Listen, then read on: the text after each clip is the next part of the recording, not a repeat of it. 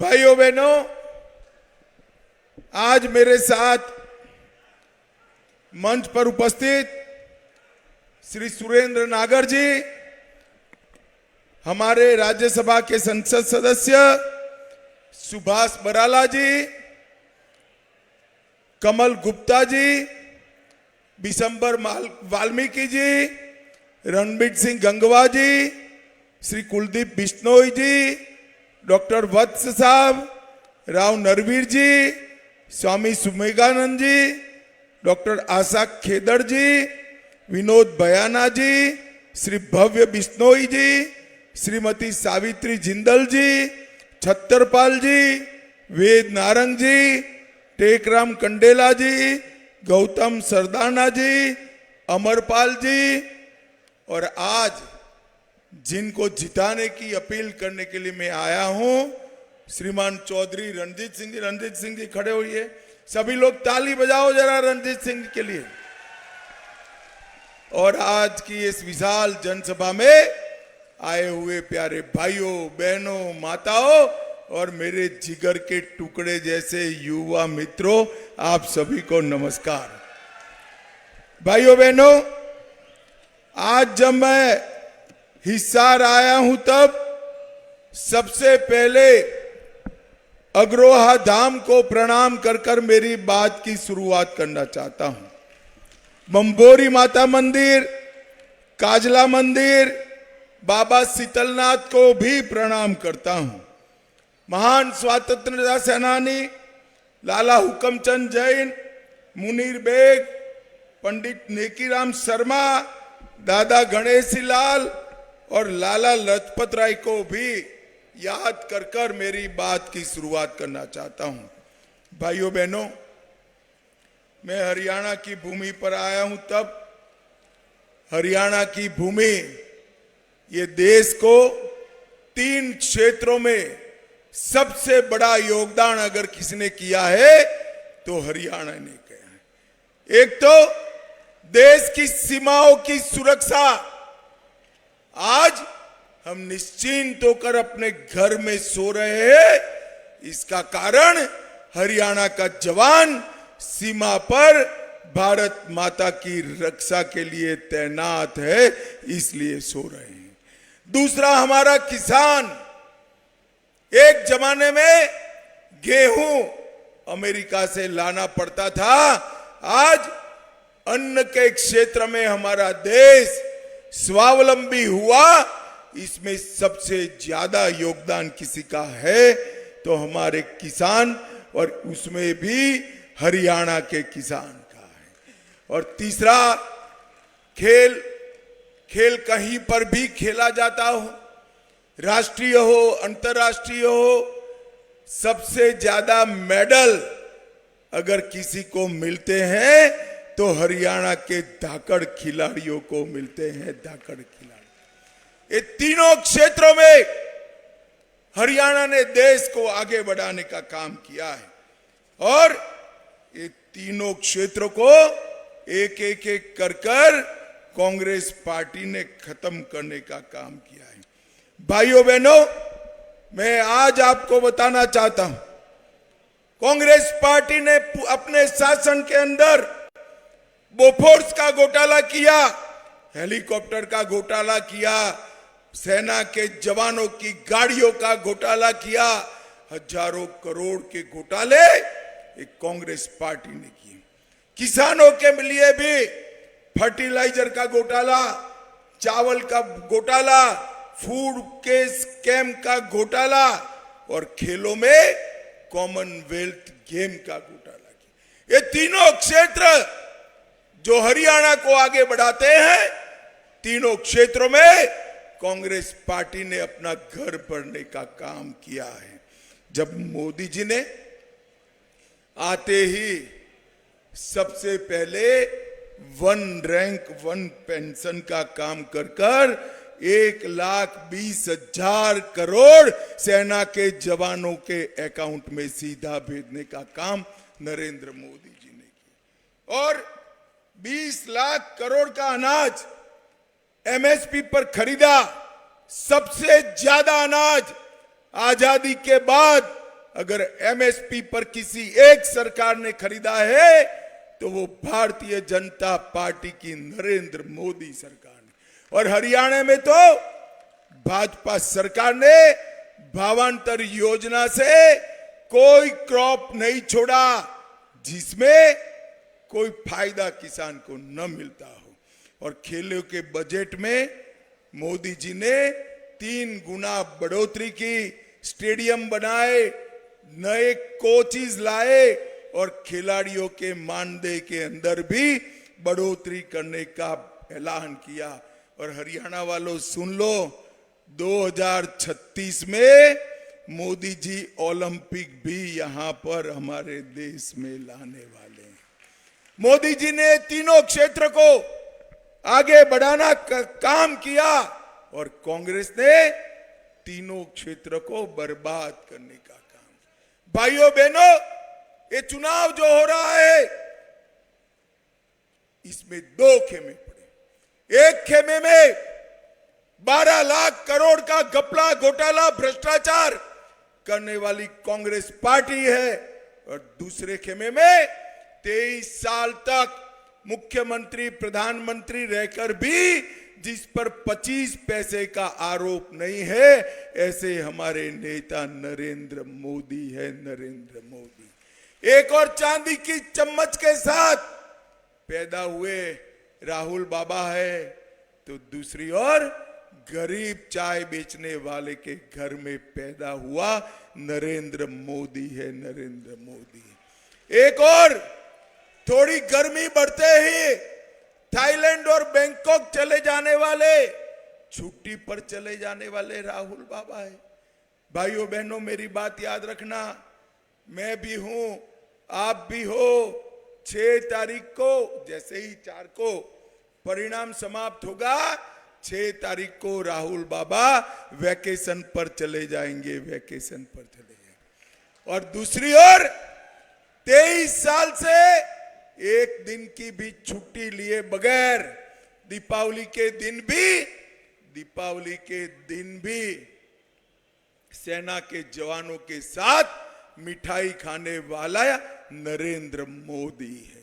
ये दोनों के बीच में आपको तय करना है। एक और पाकिस्तान को मुंह तोड़ जवाब देने वाले नरेंद्र मोदी है और दूसरी ओर एक कांग्रेसी कहते हैं पाकिस्तान का सम्मान करो, पाक ऑक्यूपाई कश्मीर उनसे न मांगो क्योंकि उनके पास एटम बॉम्ब है। अरे मुझे बताओ हिसार वालों, ये पाक ऑक्यूपाई कश्मीर हमारा है या नहीं है? अरे जोर से बोलो, है या नहीं है? कांग्रेस कहती है पाकिस्तान के पास एटम बम है, उसको छोड़ दो। राहुल बाबा, मैं महाराज अग्रसेन की भूमि से कहता हूं कि ये पाक ऑक्यूपाई कश्मीर भारत का है, रहेगा और हम उसको लेकर रहेंगे। भाइयों बहनों, हरियाणा में 6ठे फेज में चुनाव होने वाला है। आज 5वें फेज का चुनाव है। 4 फेज का चुनाव समाप्त हो गया है। आपको परिणाम जानना है क्या? जानना है तो सुन लो। 4 फेज में नरेंद्र मोदी जी 270 सीटें प्राप्त कर बहुमत प्राप्त कर चुके हैं और 5वें, 6ठे, 7वें ने 400 पार कराना है। और मैं आज कहता हूं इस शाहजादों और दामादों वाली कांग्रेस को 40 सीट भी नहीं मिलने वाली है, 40 सीट भी नहीं। भाइयों बहनों, कांग्रेस पार्टी के शाहजादे राहुल बाबा ने 24 के चुनावों की शुरुआत भारत जोड़ो यात्रा से की थी। मैं आज आपको कहकर जाता हूं, 4 जून के बाद राहुल बाबा को कांग्रेस ढूंढो यात्रा निकालनी पड़ेगी। कांग्रेस ढूंढो यात्रा, दूरबीन लेकर भी कांग्रेस दिखने वाली नहीं है। 24 के चुनाव में सिरसा से लेकर सोनीपत तक, पंचकुला से पलवल तक, और हर जगह मोदी जी का विकास का कमल खिलने वाला है। भाइयों बहनों, ये 10 साल में सबसे तेजी से विकास करने वाले राज्यों में से हमारा हरियाणा है। हरियाणा की आर्थिक विकास दर 8% है। जीएसटी सबसे ज्यादा प्रति व्यक्ति हरियाणा कलेक्ट करता है। ईज ऑफ डूइंग में हरियाणा टॉप पर है। 400 विश्व की फॉर्च्यून कंपनियों के कार्यालय अपने गुरुग्राम में बने हैं, और खाद्यान्न देने में देश में हमारा दूसरा नंबर, दूध में तीसरा नंबर, और सामाजिक सुरक्षा का पेंशन हरियाणा में पूरे देश में सबसे ज्यादा दिया जाता है। और स्वास्थ्य सुविधाओं में पूरे देश में पहले स्थान पर हरियाणा है।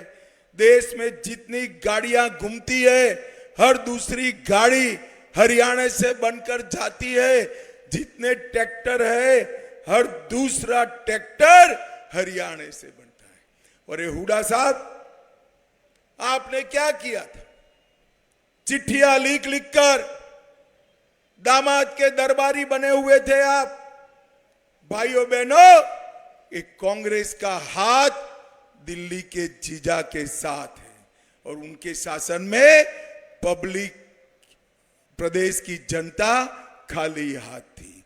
और मैं आज बताता हूं, नरेंद्र मोदी जी के प्रधानमंत्री बनने के बाद, हरियाणा में भाजपा सरकार बनने के बाद, हर गरीब के पास पक्का मकान है, शौचालय है, गैस का सिलेंडर है, नल से जल है, किसान का कल्याण है, और विकास का गुणगान भी यहां पर हो गया है।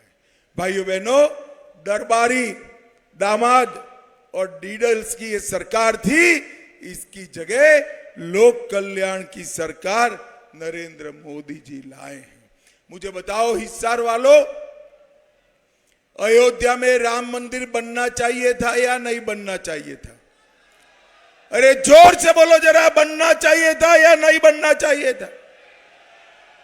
70 साल तक ये कांग्रेस पार्टी राम मंदिर को अटका कर रखी, लटका कर रखी, भटका कर रखी।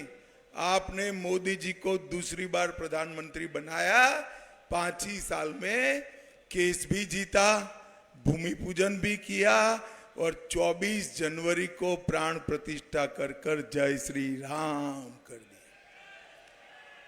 और माताओं, भाइयों बहनों, जब ये प्राण प्रतिष्ठा का निमंत्रण राहुल बाबा, सोनिया गांधी और प्रियंका गांधी को दिया गया, वो प्राण प्रतिष्ठा में नहीं गए। क्यों नहीं गए भाई? मालूम है आपको क्यों नहीं गए? मैं बताता हूं। वो डरते हैं अपनी वोट बैंक से।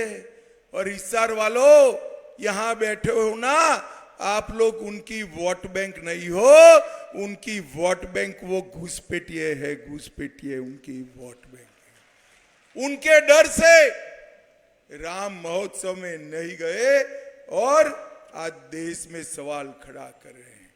भाइयों बहनों, मुझे बताओ, ये कश्मीर जो है हमारा है या नहीं? जोर से बोलो, है या नहीं है? धारा 370 हटनी चाहिए थी या नहीं हटनी चाहिए?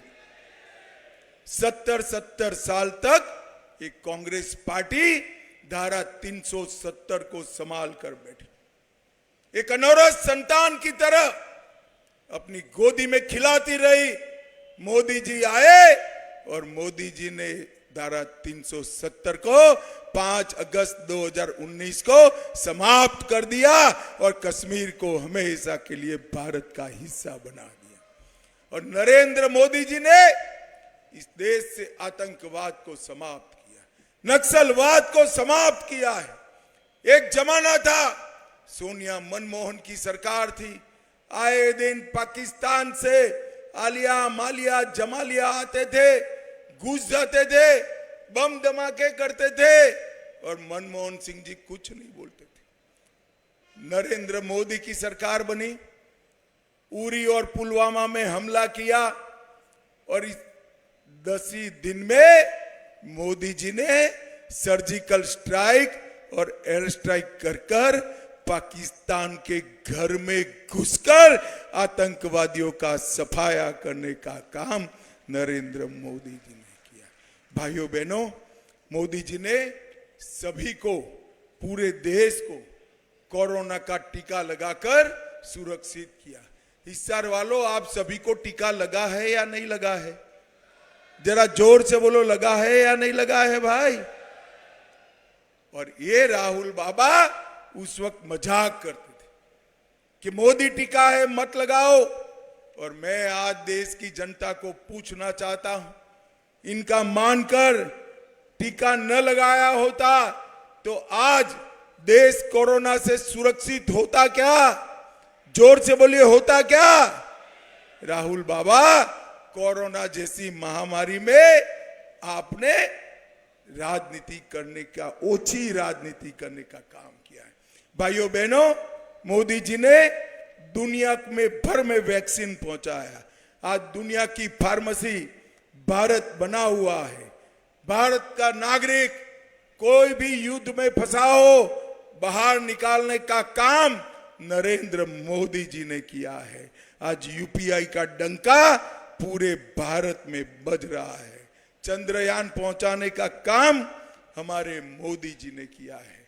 भाइयों बहनों, एक कांग्रेस पार्टी हार को देखकर झूठ के आधार पर जीत प्राप्त करना चाहती। वो कह रहे हैं कि मोदी जी को 400 सीट मिलेगी तो मोदी जी आरक्षण हटा देंगे। मैं आज कहकर जाता हूं, जब तक भारतीय जनता पार्टी का एक भी सांसद है, हम आरक्षण को नहीं हटने देंगे, नहीं हटने देंगे, नहीं। भाइयों बहनों, और एक कांग्रेस पार्टी ने मुसलमानों को आरक्षण दिया है। हम 400 सीट आप दिला दो, एक गैर संवैधानिक आरक्षण को समाप्त करने का काम भी भारतीय जनता पार्टी की सरकार।